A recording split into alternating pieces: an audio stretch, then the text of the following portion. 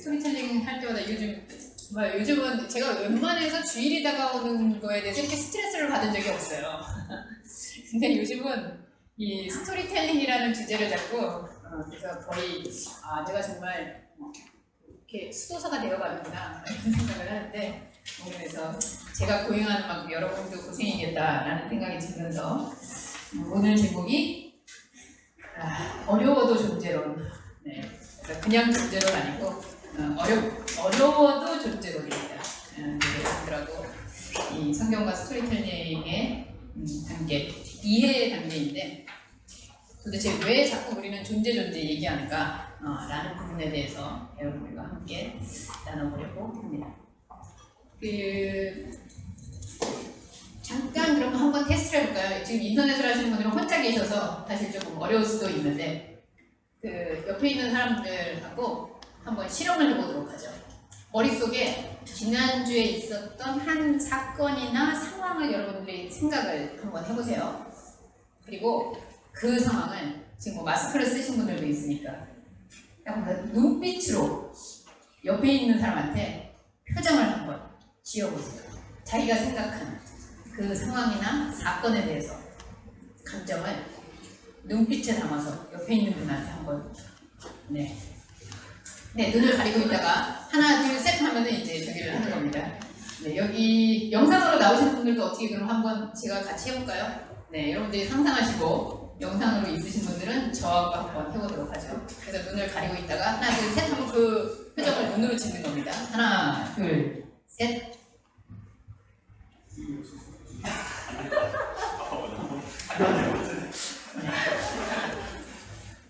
자, 지우셨어요? 자, 그리고 서로 이 얘기를 하세요. 먼저는 자기 얘기를 하는 게 아니고 상대에게 추측을 해서 한번 얘기를 해주세요. 당신은 혹시 이런 상황이어서 이런 감정을 지금 표현한 거 아닙니까? 하고 추측을 해서 한번 먼저 얘기를 해주세요.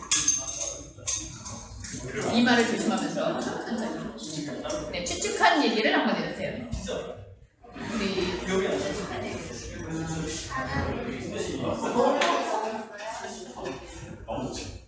아까 우리 김지연 교수님은 지난주에 조금 피곤하지만 눈을 부릅뜨고 좀 잘 해보려는 그런 거라는 생각 드죠. 아시겠어요? 이영재 권사님은 네, 피곤해 보이는 눈빛으로. 우리 박승자 선생님은 표정을 알 수 없어요. 지금 덤덤한 표정으로 보고 계셔서. 근데 어쨌든 우리 저분들 떠들고 있으니까 박승자 선생님 이 집안의 뒤에 그림인가요? 멋있네요. 네, 갤러리에 있는 것처럼. 네. 자, 추측해 보셨어요? 자, 추측이 좀 대략 맞았다 하는 분 손 들어보세요. 오, 거의 국심술인데요? 전혀 다르다. 전혀 다르다. 네. 우리 아티교인들은 거의 이 독심술에 재능이 있는 것 같아요. 대부분 사람들이 어떤 사물이나 대상이나 이런 부분들을 판단을 할 때 자기가 가지고 있는 인식의 기준에 근거하고 있죠.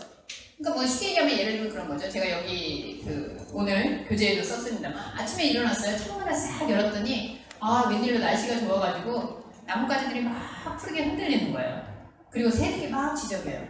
그럼 이제 내가 딱 아침에 깨서 얘네들이 정말 나를 이렇게 환영해주고 있네. 너무 좋네.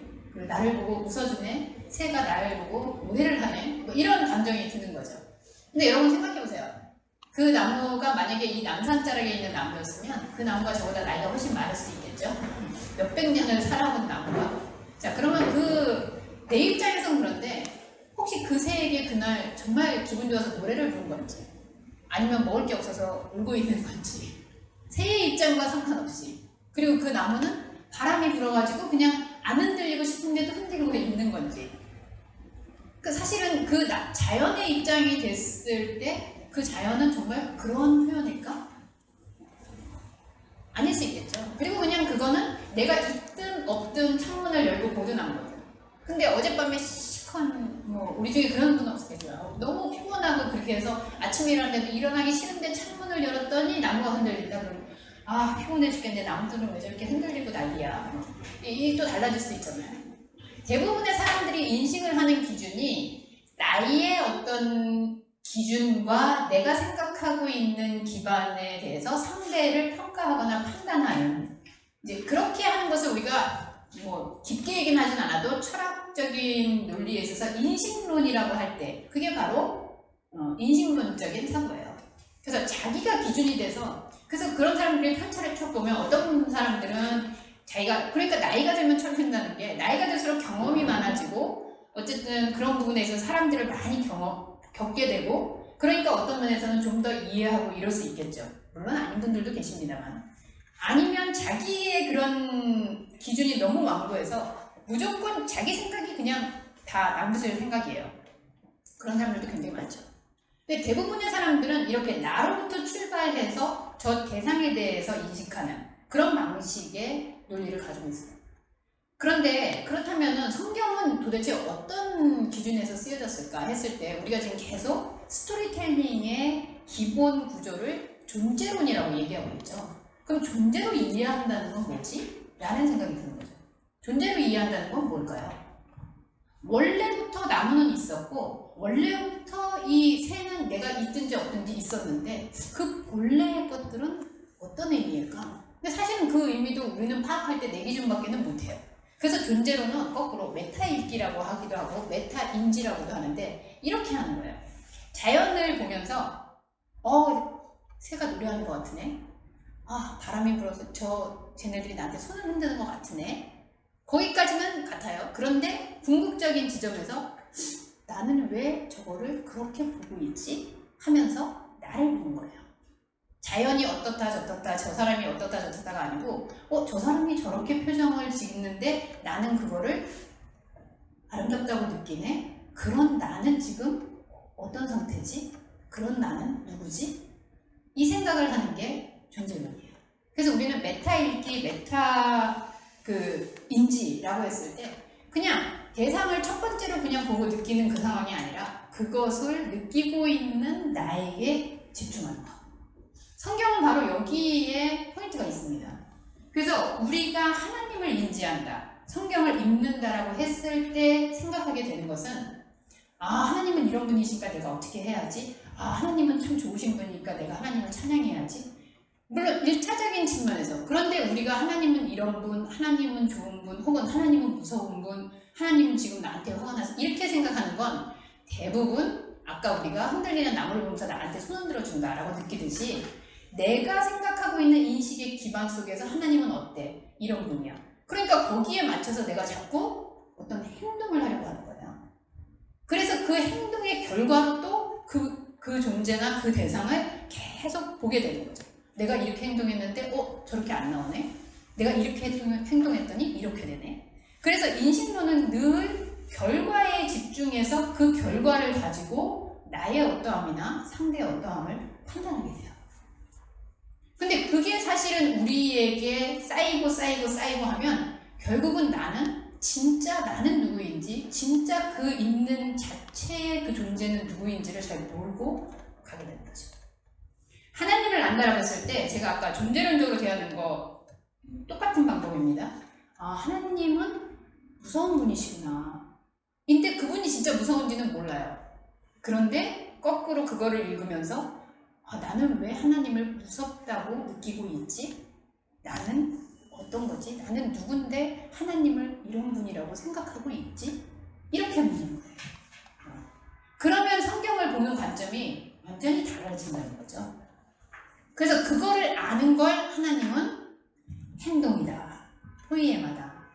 하나님을 아는 것이 바로 그 뜻을 행하는 것이다. 예수님께서도 그렇게 말씀하셨죠. 그렇게 하는 것이 하나님이라는 존재를 생각하고 있는 나의 모습을 알게 되는 것. 이게 바로 하나님의 뜻을 행하는 자가 되는 거죠. 그래서 우리가 성경을 그렇게 읽고 그렇게 대할 때 사실은 그 안에서 우리가 생각하거나 아까 정답같이 얘기했죠.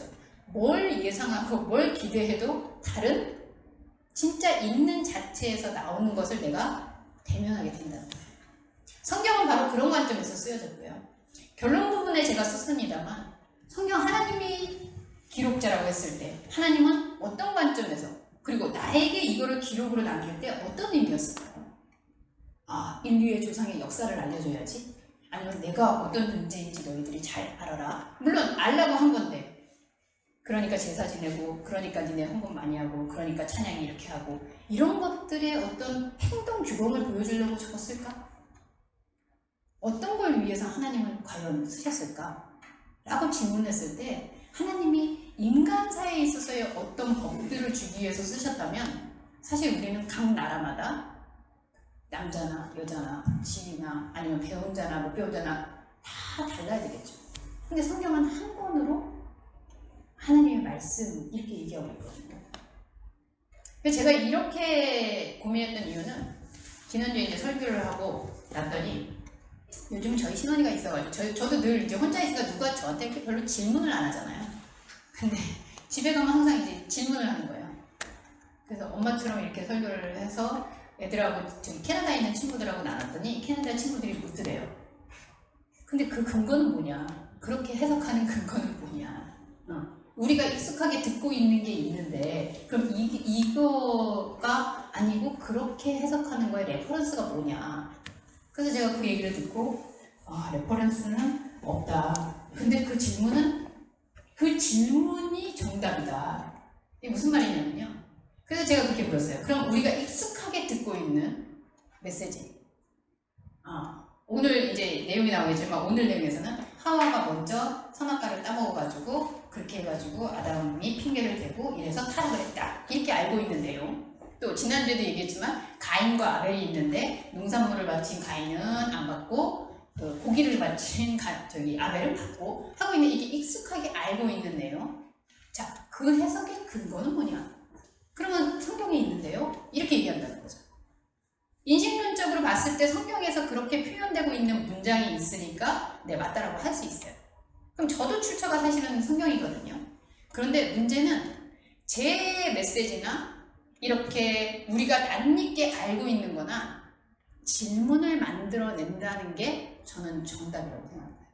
그래서 여러분들이 물으셔야 돼요. 내가 낯설게 듣고 있던 거, 근데 우리는 낯선 게 다가올 때 사실은 질문이 더 일어나죠.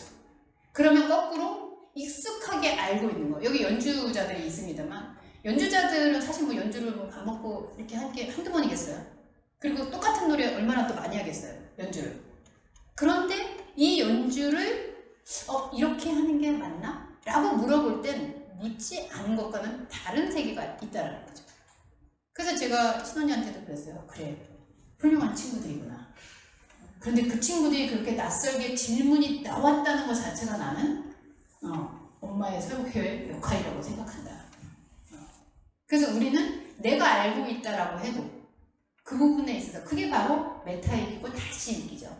자, 그런 측면에서 오늘 이 선악과 사건이라는 걸 통해서 하나님은 우리에게 존재를 어떻게 알도록 어떻게 보면 이 장치를 인간에게 두셨는가 그 부분을 한번 생각해 보려고 해요. 이 존재라는 표현 듣기만 해도 머리에 제가 이렇게 쥐가 날 거다 이렇게 했는데 네. 그런데 왜 기독교는 존재를 생각해야 하느냐? 말씀으로 계시하시고 말씀으로 이 세상에 있다라고 하시는 이 하나님 자체가 존재의 개념을 가지고 우리와 대면하고 있기 때문에 그래서 존재라는 부분에 대해서 용어가 존재지 사실 여러분들마다 존재 그러면 또 각각 다 생각이 다를 수 있겠죠. 그래서 그런 부분들을 감안하고도 하나님을 알고 대면한다는 게 무엇인지 그 부분에 대해서 성경을 통해서 한번 오늘 생각을 해봤으면 좋겠습니다. 자, 오늘 성경 본문 여러분과 함께 같이 한번 읽어보죠. 너무 잘하는 말씀인데 선악과 사건에 대한 내용입니다. 같이 창세기 2장 16절에서 18절 같이 읽습니다. 시작.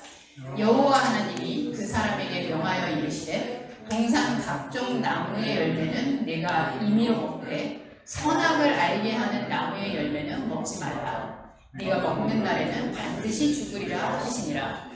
여호와 하나님이 이르시되 사람이 혼자 사는 것이 좋지 아니하니 내가 그를 위하여 돕는 배필을 지으리라 하시니라. 네. 이 내용은 사실은 이걸로 인해서 일단 우리가 죄인입니다라고 고백하는 그 근거, 원천적인 그 죄의 근원을 이제 인간의 타락 사건이라는 이 사건에서부터 끌어오게 되죠. 근데 우리가 그동안 선악과라고 그렇게 늘 입으로 얘기했던 그 단어가 여기에서는 선악과라고 표현은 안 하고요. 선악을 알게 하는 나무의 열매는 먹지 말라. 이제 이런 표현이 등장합니다. 그래서 우리가 쉽게 줄여가지고 아마 이제까지 오시던 분들이 요즘은 줄임말이 워낙 많이 생겼지만 이 성경 텍스트를 읽는 사람도 선악을 알게 하는 나무 너무 기니까 선악과 이렇게 얘기를 한 것 같아요.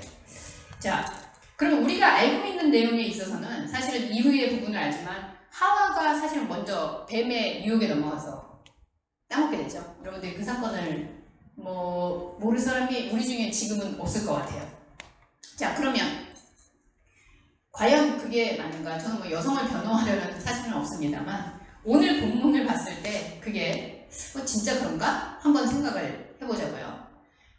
인식과 존재적인 알미라는 게 사실은 행위의 어떤 결과로 명령을 어긴 사건으로 이거를 기억하는 것과 이거를 하나님과 존재적인 측면에서의 대면을 일으키는 사건으로 해석하는 것과 이게 굉장히 많이 큰 갈림길이 되는 것 같아요.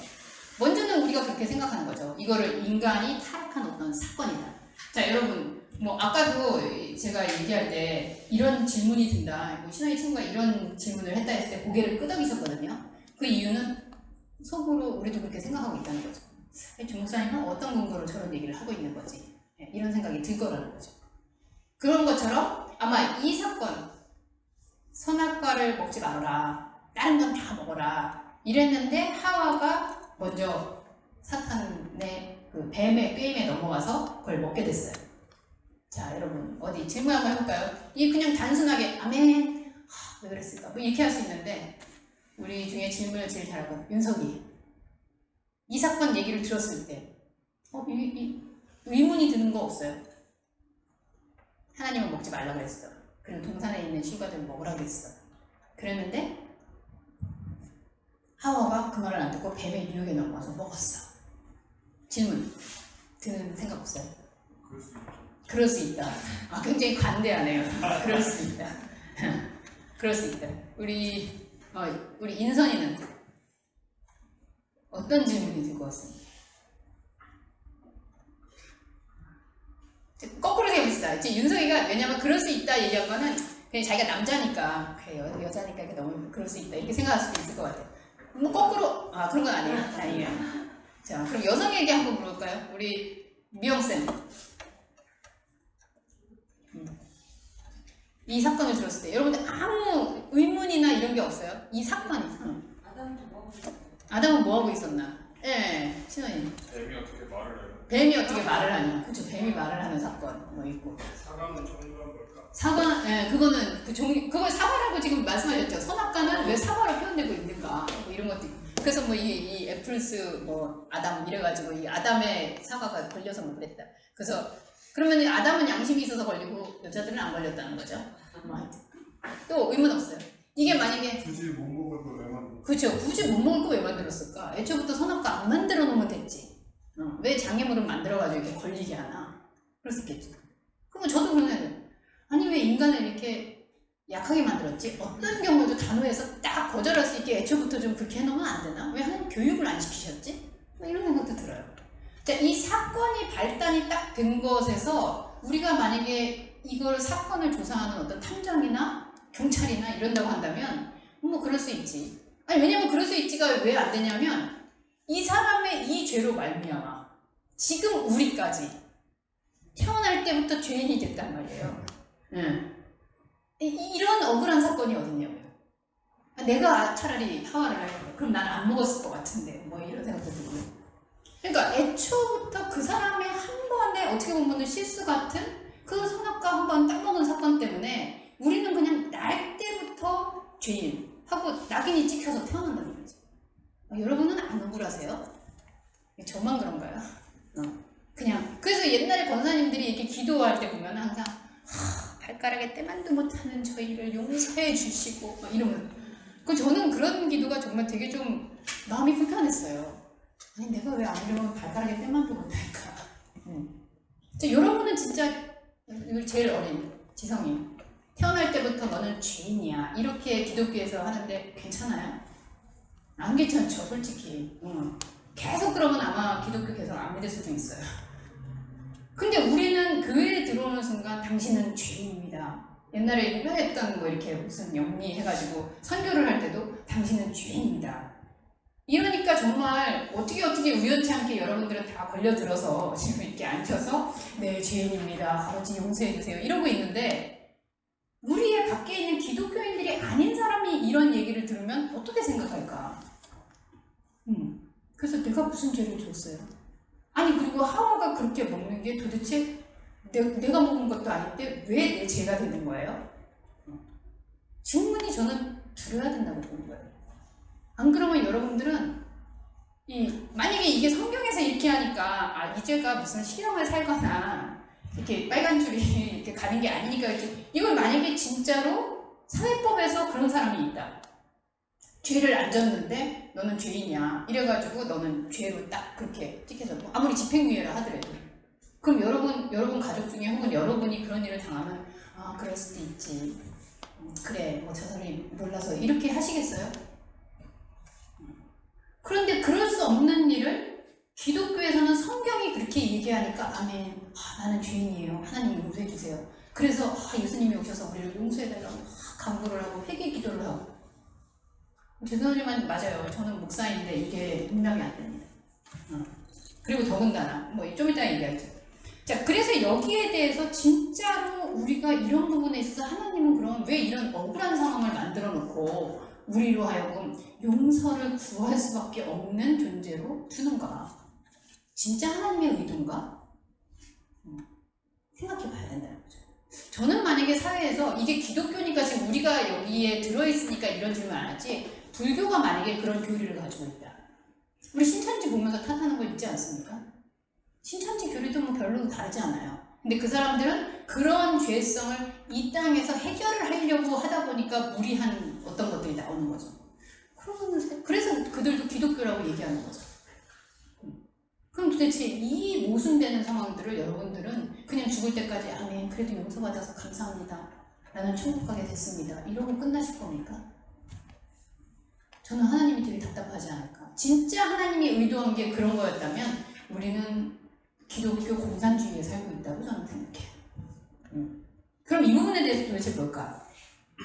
좀 풀어봅시다. 창세기 2장 16절 요 맨 위에 있는 동산 각종 나무의 열매는 내가 임의로 먹어라 라는 내용이 나왔어요. 네, 우리 월요 바이블 할 때는 이 내용을 맨날 주영 목사님이 강조를 했는데도 이게 들을 땐 네, 그런데 지나가면 도대체 뭔 말인지 생각이 잘 안 나요. 자, 여기에서 하나 문제가 되는 거는 동산 각종 나무의 열매들은 너가 임의로 먹다. 영어 서적에 보니까 이게 프리로 나오더라고요. 그러니까 너가 여기 있는 거 다 먹어도 돼. 먹어도 되고 안 먹어도 돼. 이런 의미가 되는 거죠. 임의로 뭔가를 한다는 거는. 그런데 원어 성경에서 이 임의로 먹는다는 말을 찾았는데 사실은 원어 성경에는 임의라는 말이 없었어요. 그리고 또 하나 없는 건 열매라는 말이 없었어요.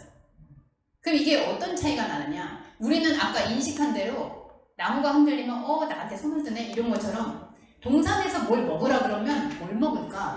뭐 처음부터 고기를 먹으라 그러진 않았을 것 같으니까 열매를 먹으라 그랬구나 라는 게 당연히 생각이 되는 거죠. 동산에서 뭔가를 먹는다면. 아마 그래서 번역자도 그런 인식의 틀을 가지고 번역해서 그런가? 라는 질문을 하게 돼요. 동산에서 있는 것을 임의로 먹되가 아니고 여기 보면 먹되라고 나와있는 이 먹어라 제가 여기다가 이트라고 하는 이게 야콜이라는 그 히브리어 동사인데요. 야콜 두 번이 강조가 돼서 나와요. 그러니까 한국말로 만약에 쓴다면 동산에 있는 것을 먹고 먹어라. 이 두 번 했다는 건 무슨 말일까요? 무슨 말이죠? 꼭 하라는 거죠. 안 먹으면 안 된다는 거예요. 그런데 열매가 아니라 의미로 보면 좀 이상하지만 동산을 먹어라예요. 동산나무, 동산을 먹어라예요. 동산의 열매가 아니라 동산을 먹어라. 근데 먹고 먹어라, 반드시 먹어라. 안 먹으면 안 된다. 요 말을 하는 거죠. 자, 그럼 동산을 먹는다는 게 뭘까? 동산을 먹는다. 제가 그쵸. 기적 같은 일이죠. 우리 신원이가 제 뱃속에서 나왔어요. 네. 뱃속에 있을 때 나는 의도하지 않았지만 아이는 계속 내가 먹는 그 영양분을 내 피가 되고 살이 되고 하는 거를 얘가 흡수를 해요. 내가 먹으라 그런 적도 없는데. 그런데 얘가 먹는 건 사실은 엄마가 없으면 안 되는 거거든요. 사실 뭔가를 영양분을 빼먹어야지가 아니고 뱃속의 아기는 엄마를 먹는 거죠. 엄마 안에 있으면서 엄마가 가지고 있는 모든 거를 그냥 흡수하는 채로 있는 거예요. 그래서 이게 비유라서 완벽한 이야기가 될 수는 없는데 하나님의 동산 안에 있는 아담이라는 존재는 바로 그런 상태의 사람이에요. 아기, 이 뱃속에 있는 아이와 같은. 그러면 그 동산은 곧 하나님이죠. 그래서 이거를 조금 굉장히 불경스럽습니다만 하나님을 먹어야만 된다. 자, 이 하나님을 먹어라 할 때 여러분 뭐 떠오르는 사건이 없습니까? 이 말을 신약에 와서 누가 하죠? 그렇죠. 내 피를 마셔라. 내 살을 먹어라. 이 말이에요. 네. 동산을 먹어라. 반드시 먹어라. 네. 예수님은 그거를 먹고 기념하라 하는데 기념한다는 건 반드시 먹고 계속해서 그걸 생각해야 된다는 거죠. 이게 바로 동산을 먹어라. 그럼 동산을 먹는다는 건 하나님과 내가 예수님의 피와 살을 먹는 행위가 그분과 하나가 된다는 의식이듯이 동산을 먹는 행위를 통해서 우리는 하나님의 생명으로 함께 연합해서 사는 상태가 되는 거예요. 그게 아담에게 주신 하나님의 명령이에요. 그게 인간의 플랜이에요. 그래서 그렇게 사는 게 맞는 거죠. 그런데 거기에 약간 부연 설명을 그 다음에 하시는 거예요. 그렇게 먹어야만 한다. 근데 두 번째는 반대로 강조를 해요.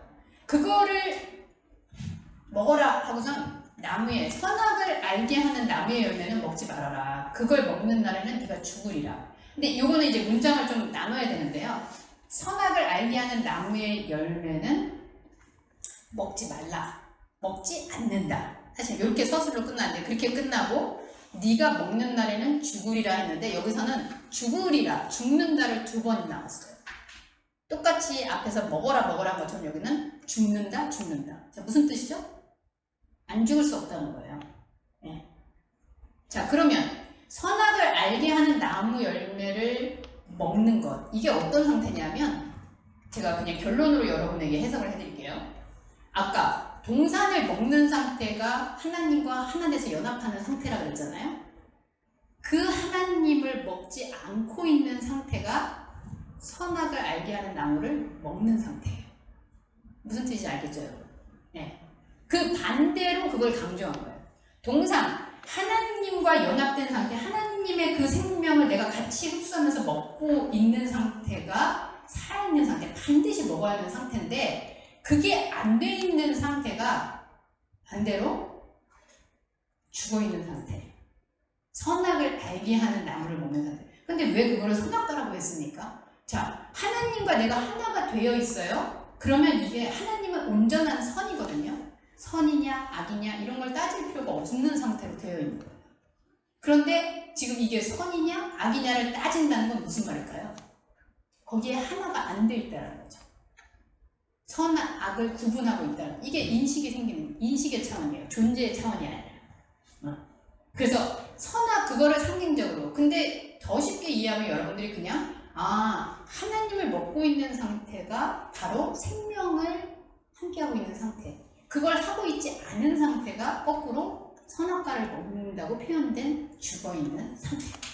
그 두 개의 상태를 강조하면서 쓴 게 바로 이 내용의 핵심입니다. 그 다음에는 제가 절대 남자분들 오해하지 마세요. 여성의 입장에서 표현한 게 아니에요.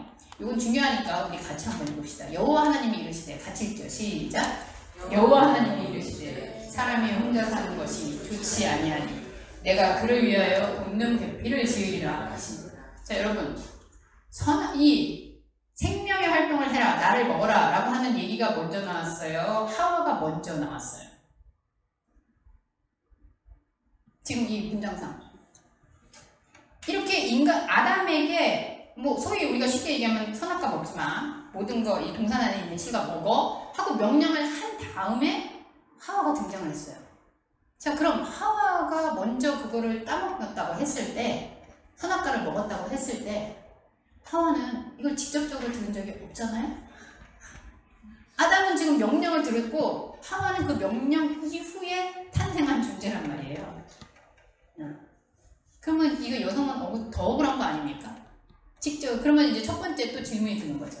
아담은 왜 하와에게 강력하게 그거를 주의 주지 않았을까? 응? 일부러가 사실은 맞아요. 그러니까 사실은 직접적으로 자 근데 이제 여기에서 우리가 그럼 인간론으로 다시 한번 여러분 복습 한번 합시다. 지난번에 하나님께서 하나님이 낳은 존재가 이제 사람이라고 했죠. 근데 그 사람은 남성성과 여성성으로 있다. 근데 그 남성성과 여성성이 사실은 아담과 하와. 그러니까 아담이라는 존재 안에 사실은 남성성과 여성성이 같이 있잖아요. 그래서 서로 이 상호작용을 통해서 하나님을 알아보게 될 때 완전한 인간이다. 그리고 그게 하나님이 인간의 플랜으로 만든 거죠. 그런데 이게 어떻게 됐냐면요. 자, 창조주 하나님이 계셨어요. 그래서 창조주 하나님이 아담을 낳았습니다. 그런데 아담이 여러분 요 차이가 있는데 아까는 여기서 이렇게 손을 하나로 붙잡고 있잖아요. 근데 이렇게 만들었는데 아담이 지금 먼저 있어요. 그리고 그의 돕는 배필로 하나님이 하와를 주십니다. 자, 여기에서 굉장히 중요한 게 아담에게 생명 활동을 너 해야 된다. 그래서 동산을 먹어. 나와 함께 있는 거야. 이렇게 존재를 만들었는데 하나님이 보실 때 아담이 혼자 있어요. 무슨 말일까요? 아담이 혼자 있는 게 안쓰러워서 지금 배필을 만들어줘야겠다. 이렇게 했다는 거예요. 원래 아담은 혼자면 안 되는 거죠. 하나님하고 연합한 상태로 있어야 되는데 하나님이 볼 때 지금 아담이 홀로 독처하고 있는데 그게 별로 안 좋아 보인다는 거예요. 절대로 여기 결혼 안 한 그 노총각은 없네요. 네, 나는 결혼을 못해서 이게 독처하고 있는 건가? 오해하지 마세요. 하나님하고 연합된 상태라면 이게 독처한 상태가 아니어야 되는데 하나님이 그렇게 생명의 활동을 하도록 했는데 아담이 혼자로 보인다는 건 하나님과 연합한 상태가 아니죠. 그래서 등장하는 인물이 하나님과 연합한 상태로 있도록 하기 위해서 돕는 뭔가를 끄집어내는데 그게 하와예요. 그럼 그 끄집어낸 게 어디서 나왔죠, 여러분? 아담 안에서 나왔죠? 네. 자, 나를 아담이라고 해봅시다. 여러분들 각각 다 아담이에요. 근데 여러분이 하나님과 하나 되는 생명활동을 해야 되는데 그게 안 돼 있어요. 그러니까 하나님이 쟤 혼자네. 나하고 하나여야 되는데 얘 왜 따로 놀지? 가만있어 봐. 이거를 알려줘야 되겠다. 그러면서 내 안에서 다른 걸 끄집어내서 너 지금 혼자 있어 라고 보여주는 거울을 꺼냈는데 그게 바로 하와라는 거예요. 어떻게 해서 그렇게 해석되느냐? 돕는 배필 이렇게 하니까 이제 보통 그러죠. 그죠? 우리 김웅 집사님, 이성훈 집사님 많이 도와주십니까? 본인이 더 많이 돕는다고 생각하시죠? 그럼요. 이거는 왜냐하면 우리는 밥 해주고 빨래 해주고 이런 걸 돕는 거라고 생각해요. 그래서 내가 진짜 그런가? 아담 잘 먹고 잘 살라고 하나님이 돕는 배필 지었나? 그래서 또 찾아봤죠. 그랬더니 이 배필이라는 뜻이 어떤 의미냐? 정면, 대면, 뭐뭐 앞에 이런 뜻이 있어요. 그 무슨 뜻일까요? 정면으로 그리고 대면에서 나를 보게 하는 거울의 역할이라는 거예요. 아담이 혼자 있는데 혼자인 줄을 몰라요. 왜? 상대가 없으니까 자기 그냥 있는 게 전부인 줄 알아요. 그런데 갑자기 짠 하고 여기에 제가 혼자 있었어요. 근데 갑자기 우리 선우이가 여기 딱 들어왔어요. 그때 나 혼자 있었구나. 그러면서 상대를 보게 되는 거죠. 그런 것처럼 아담 안에서 아담이 스스로 자기가 하나님과 연합되지 않고 혼자이라는 사실을 모르니까 그 사실을 대면할 수 있도록 하와라는 존재를 내 안에서 끄집어내는데 그게 바로 영적인 자아로 완전한 인간을 이룰 수 있도록 아담에게 하와를 붙여줘서 그 사실을 알게 하는 것. 이게 바로 아담과 하와의 역할이에요. 자, 그러면 이거를 알아보도록 하는 데 있어서 그냥 혼자 띵 나타나면 알아봤네. 나 혼자였네. 이렇게 할까요? 내가 혼자였구나. 이거를 알도록 하는 그 하나님의 역할, 그걸 우리는 뭐라고 하느냐? 한번 따라하죠. 그리스도. 네, 그리스도는 직함이거든요. 어떤 일을 하는 분인지. 근데 그 그리스도가 하는 일이 바로 우리 안에서, 아담인 우리 안에서 하와를 끄집어내서 내가 하나님과 이렇게 연합하지 않는 존재로 있었구나. 내가 혼자 그냥 놀고 있었구나. 이거를 알게 해주는 사역을 하시는 거예요. 그래서 그 사역을 통해서 우리는 그 하와를 대면하면서 나는 하나님 없으면 안 되는 존재였구나. 이걸 알게 되는 거죠. 그게 바로 그리스도의 역할이에요. 그래서 그 그리스도의 역할, 제가 한번 그려보긴 했습니다. 하나님이 얘네들이 이렇게 아담이 혼자인 것을 보면서 하와를 붙여줘요. 그럼 거기서 그리스도이신 하나님이 니네들이 아담이 혼자 있었구나 라고 생각하는 걸 보여주세요. 그러면 그때 아담은 내가 혼자였었네 하면서 하와를 통해 여호와를 깨닫는 완전한 인간으로 되는 거죠. 이거를 우리는 성령 하나님, 돕는 하나님, 보혜사 하나님, 옆에 계시는 하나님, 이렇게 이야기를 합니다.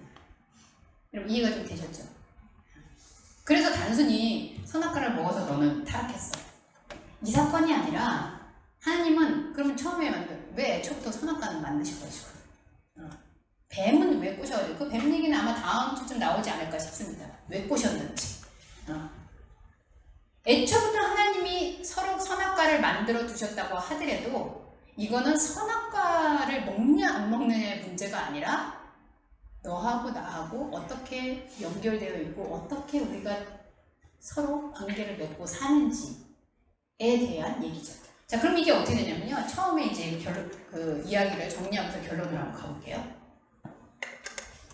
아담은 자기 존재를 인식할 때, 그렇죠, 하와라는 대상이 나타나요. 그래서 여러분들 아마 뭐 다음 주에 나올 것 같은데 뼈 중에 뼈요, 살 중에 살요 막 이러면서 막 그냥 찬사를 막 하죠.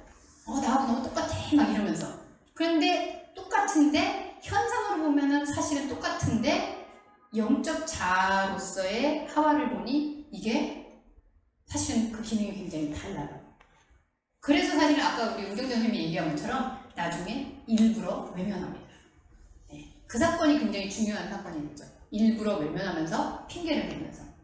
자, 오늘의 이야기에서 정리를 해보면 제가 존재론적으로 인식한다는 것은 저 상황을 보면서, 저 상대를 보면서 쟤를 이렇게 보고 있는 나는 누구지? 이걸 질문하는 거라고 했어요. 하나님은 우리의 유한성 안에서 유한한 나의 상황들, 현상, 모든 것들을 통해서 이렇게 느끼고 이렇게 보고 있는 나는 누구지? 이 존재적인 질문을 하게 해요. 그리고 그 존재 질문이 하나님 본다고 생각해 보세요. 하나님을 우리가 봐요. 그러면 하나님을 이렇게 생각하고 있는 나는 도대체 누구지? 하나님은 진짜 내가 생각하는 하나님인가? 이렇게 묻게 하는 그 활동, 이걸 바로 생명나무를 먹고 있는 동산 안에 있는 생명의 활동이라는 거예요. 그래서 여러분들이 그 활동을 하는 게 한마디로 얘기하면 신앙생활입니다. 다른 게 없다는 거. 이게 안 되면 혼자 있는 줄 모르면서 계속 혼자 있는 거예요. 그래서 우리의 눈에 여성성을 보지 마시고 하와가 자꾸 등장해야 되는 거죠. 하와가 늘 보여야 되는 거죠. 아까 그랬잖아요. 아담은 어디 있었을까? 하와 안 보고 어디가 있었나? 어디 가 있는 거예요.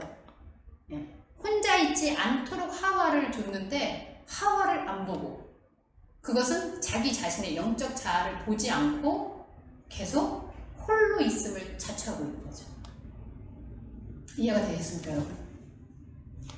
어려워도 존재론이라는 타이틀이 딱 맞죠? 혹시 질문 있으십니까? 질문 받겠습니다. 인선 씨, 예상을 빗나갔습니까? 질문 있습니까?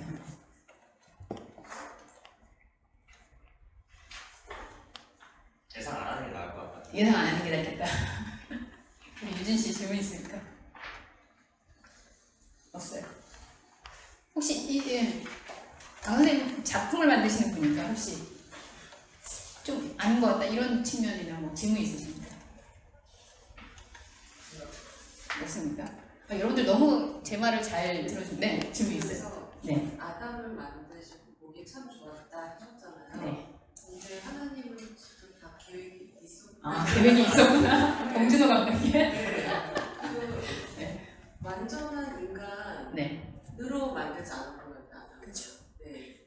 왜 완전하지 않았을까? 그게 진짜 포인트예요. 제가 그랬잖아요. 아니 왜 이렇게 허술하게 만들어서 이랬을까 하는데 이 허술함을 우리는 나쁘다고 생각하잖아요. 불완전한 상태, 딱 완성품으로 있는 상태를 우리는 불안하다고 생각하잖아요. 하나님은요, 그게 바로 우리하고 접점이 되는 상태인 거죠. 그러니까 하나님에게는 우리가 연약함이 있죠. 그래서 하나님이 사랑이 많아서 연약함을 감싸주고 보듬어주고 이런 개념보다는 하나님한테는 미안하지만 그 연약함이 아닌 거예요. 사실은 이 아담의 이 불완전함이 하와를 필요로 하게 했고 그 필연적인 필요 속에서 하나님이 그리스도라는 사역, 그걸 알게 하는 사역을 통해서 성령 하나님으로 존재하는 우리를 만나고 그러면 성령 하나님이 된 우리가 창조주 하나님하고 교류를 하는 거예요.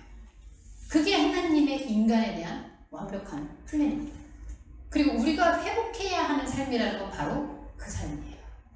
여러분은 바로 그 활동을 위해서 우리가 이렇게 모이고 예배를 드리고 찬양을 하고 교제하고 성경을 읽고 이 모든 행위가 바로 그 생명을 먹는 행위가 되는 거죠. 그런데 단순히 열매만 먹는 게 아니라 진짜 중요한 건 하나님은 먹는다는 거 좀 이상해. 드셔야 됩니다. 그래서 하나님이 우리 안으로 들어와서 아담, 하와, 하나님, 인간 그렇게 되는 거죠.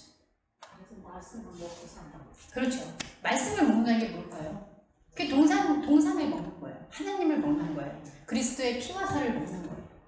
그래서 여러분들이 이게 사실은 이런 개념이 가게 되면 여러분들이 그냥 스토리텔링하고 스토리는 다른데요. 스토리를 말하고 있는 존재적인 그 상태와 그냥 이야기를 듣고 옛날 옛적에 이렇게 아는 건 완전히 다른 세계라는 거죠.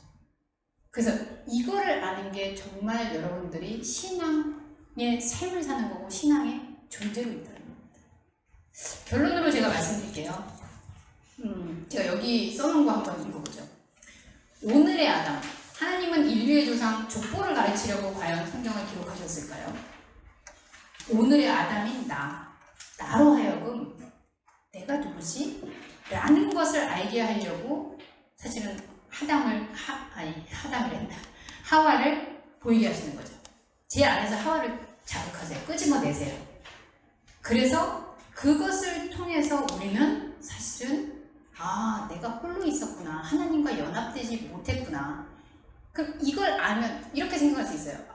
그럼 못했으니까 연합해야지가 아니라 그걸 알게 되는 순간이 거꾸로 하나님하고 연합하는 순간이에요.